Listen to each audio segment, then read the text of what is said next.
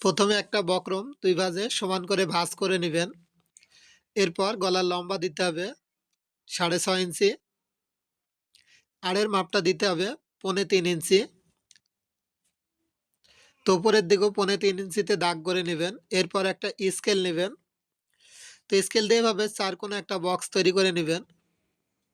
তো এভাবে বক্সটা তৈরি হয়ে গেলে এখন ডিজাইন করার জন্য এভাবে ফিতাটাকে ভাঁজ করে মাঝ বরাবর একটা চিহ্ন করে এখান থেকে ১.৫ ইঞ্চিতে একটি চিহ্ন করে এভাবে ডট ডট দিয়ে সুন্দর করে ডিজাইনটা প্রথমে আর্ট করে নিতে হবে। তো এভাবে আর্ট করা হয়ে গেলে এটাকে আবারও দাগ করে নিতে হবে। তো এভাবে দাগ করা হয়ে গেলে এখান থেকে ১ ইঞ্চি বাড়তি বক্রম নিয়ে এভাবে ডট ডট দিয়ে সুন্দর করে আর্ট করে নেবেন। এটা হচ্ছে বাড়তি বক্রমটা নেওয়ার জন্য। তো এখন হচ্ছে গলার ডিজাইনটা সুন্দর করে কেটে নিতে হবে। তো এইভাবে ঘুরিয়ে ঘুরিয়ে সুন্দর করে গলার ডিজাইনটা কাটিং করে নিতে হবে। তো এভাবে বাড়তি কাপড়টা যখন কাটা হয়ে যাবে, এখন যে গলার ডিজাইনটা আর্ট করে নিয়েছিলেন ঠিক সেমভাবে গলার ডিজাইনটা কাটিং করে নিতে হবে।